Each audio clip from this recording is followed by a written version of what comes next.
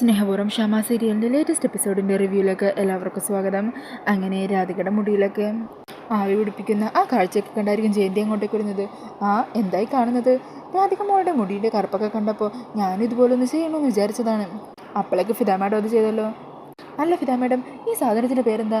ഞാൻ ഇടയ്ക്കിടയ്ക്ക് കാണാറുണ്ട്, എന്നാൽ ഇതിൻ്റെ പേരെന്താണെന്ന് അങ്ങോട്ടേക്ക് കിട്ടില്ല. ഇതിൻ്റെ പേരാണ് അഖിൽ. ഓ, അഖിൽ എന്നാണോ ഇതിൻ്റെ പേര്? അപ്പം പിന്നെ ഫിദ മാഡത്തിന് ഈ പേര് മറന്നു പോകാൻ വഴിയില്ലല്ലോ. അത്രക്ക് അറിയാവുന്ന പേരല്ലേ ഇത്? അന്നേരം രാധിക ഒന്നും മനസ്സിലാവാത്ത പോലെ രണ്ടാളെ നോക്കുവാണ്. ആ സമയം ഫിദ ജയന്തി ഇങ്ങനെ കണ്ണുകൊണ്ട് കാണിക്കുന്നുണ്ട്. അന്നേരം ജയന്തി വരണേ, അത് പിന്നെ അല്ല, എന്താണെന്ന് വെച്ചിട്ടുണ്ടെങ്കിൽ എപ്പോഴും മാഡം ഇത് ഉപയോഗിക്കാറുണ്ടല്ലോ. അങ്ങനെയുള്ളപ്പോൾ മാഡത്തിന് ഇതിൻ്റെ പേര് വ്യക്തമായിട്ട് തന്നെ അറിയാമല്ലോ, അതാണ് ഞാൻ ഉദ്ദേശിച്ചത്. അല്ല ജയന്തി ഇത്രയും നേരം എവിടെയായിരുന്നു? കുറേ നേരമല്ലോ പോയിട്ട്. എൻ്റെ പൊന്നു മാഡം, ഒന്നും പറയണ്ട. ഒരു 25 മിനിറ്റോളം ആ പാലത്തിൻ്റെ അടിയിൽ പോയി ഞാൻ നിന്നത്. എന്തിനാണ് അവിടെ പോയി നിന്നത്? അതെ, രാമേട്ടൻ കുറച്ച് നാൾ മുമ്പ് ഒരാളുടെ ഇന്ന് പലിശക്ക് കുറച്ച് പണം വാങ്ങിയായിരുന്നു. അയാൾ വന്നു. അയാൾ കണ്ടാലേ ആകെ പ്രശ്നം ഉണ്ടാക്കും. അതാരണോ കണ്ണിപ്പെടാതിരിക്കാനായിട്ടും അവിടെ മറഞ്ഞു നിന്നത്. 25 അല്ല, എത്ര നേരം വേണമെങ്കിലും മറഞ്ഞു നിന്നല്ലേ പറ്റൂ. കാരണം അല്ലെങ്കിൽ പിന്നെ വലിയ പ്രശ്നങ്ങളല്ലേ ഉണ്ടാകാൻ പോകുന്നത്. ഞങ്ങളുടെയൊക്കെ അവസ്ഥ ഇതായി പോയില്ലേ? അല്ല, എത്ര രൂപയാണ് വാങ്ങിയത്? ഒരു 50,000 രൂപയാണ്. എന്താണെങ്കിലും ഞാൻ രാമചന്ദ്രനോട് ഇതിനെപ്പറ്റി ഒന്ന് സംസാരിക്കാം. അന്നേരം ജയന്തി വരണേ, അയ്യോ അതൊന്നും വേണ്ട, ഞാനിങ്ങനെ ഒന്നും മനസ്സിൽ വെക്കാറില്ലല്ലോ. അപ്പോൾ മാഡം എന്താ കാര്യം എന്ന് ചോദിച്ചപ്പോൾ ഞാനങ്ങ് അറിയാതെ പറഞ്ഞു പോയെന്നേ ഉള്ളൂ. എന്നാൽ ശരി, ജയന്തി ചെല്ലി, അവിടെ ജോലിയുള്ളതല്ലേ. അങ്ങനെ ജയന്തി അവിടെ നിന്നും പോകുവാണ്.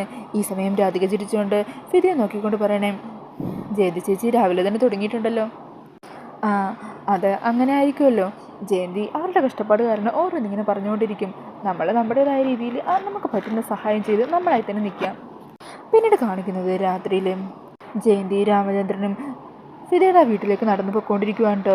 ഈ സമയം ജയന്തി പറയണേ, അതേ ശ്യാമ മാഡത്തോട് ഞാൻ നമ്മുടെ കാര്യങ്ങളൊക്കെ തഞ്ചത്തി പതിയെ പറഞ്ഞു വെച്ചിട്ടുണ്ട്.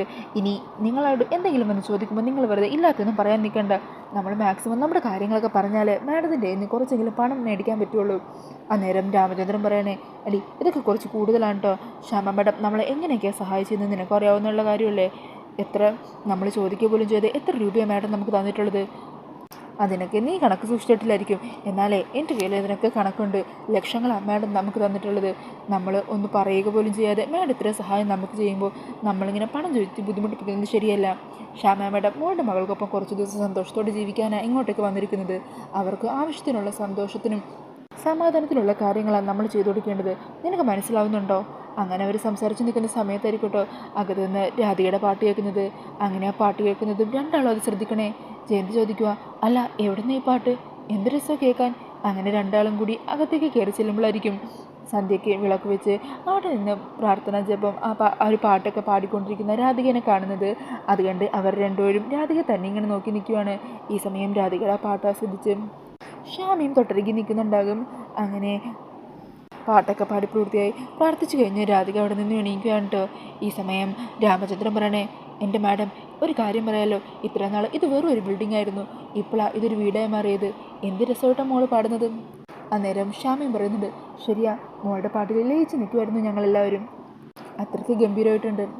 അങ്ങനെ എല്ലാവരും രാധിക അഭിനന്ദിക്കുകയാണ് കേട്ടോ. പിന്നീട് കാണിക്കുന്നത് വരുണിനെയാണ്. വരുൺ അങ്ങനെ ഹാളിൽ സോഫയിൽ ഓരോന്നൊക്കെ ആലോചിച്ച് സങ്കടത്തോടെ ഇരിക്കുമായിരിക്കും.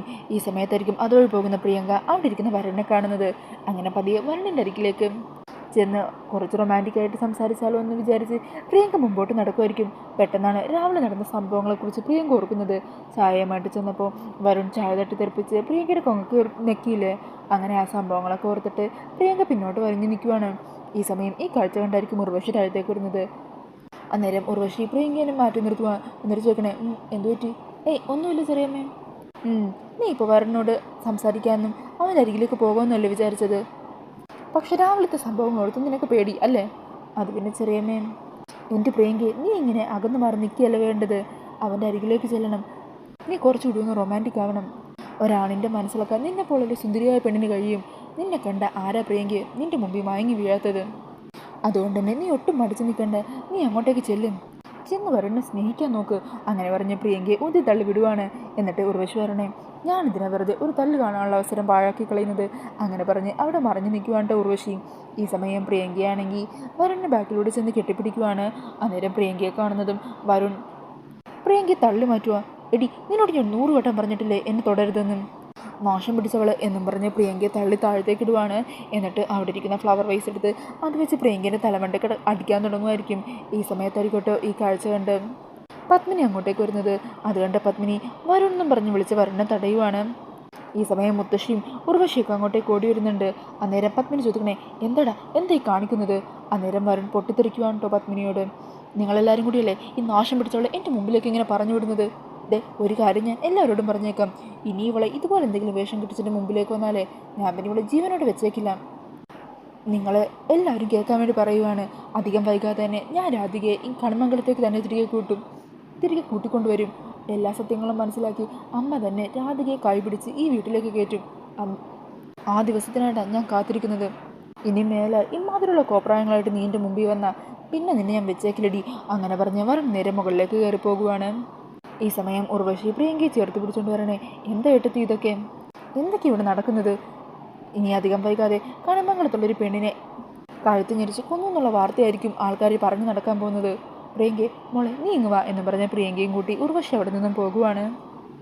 ഈ സമയം പത്മിനിയാണെങ്കിൽ വരൻ പറഞ്ഞ വാക്കുകളൊക്കെ കേട്ട് സങ്കടത്തോടെ മുത്തശ്ശിയോട് പറയണേ, അമ്മേ അവൻ പറഞ്ഞതൊക്കെ കേട്ടില്ലേ? അവനിനി ഒരിക്കലും എന്നെ സ്നേഹിക്കില്ലല്ലേ? അവൻ്റെ മനസ്സിൽ നിന്ന് അത്രയ്ക്ക് അകലത്തിലായിപ്പോയോ ഞാൻ? അവനെന്നെ കാണുന്നത് പോലും ഉറപ്പാണ്. അത് കേൾക്കുന്നത് മുത്തശ്ശി പറയണേ, പത്മിനി, പരമേശ്വരൻ രാധികയും വരുണിനെയും ഇവിടെ നിന്ന് ഇറക്കി വിട്ട സമയം രണ്ടാളോടെ നിന്ന് പോകാൻ തുടങ്ങിയപ്പോൾ നീ തലയിറങ്ങി വീണില്ലേ? ആ സമയം അവനവൻ്റെ തീരുമാനം മാറ്റി നിന്നെ ശുശ്രൂഷിച്ച് നിൻ്റെ അരികിലിരുന്നവനാ. അത് നിന്നോടുള്ള സ്നേഹം കൊണ്ടാണ് അവൻ അങ്ങനെ ചെയ്തത്.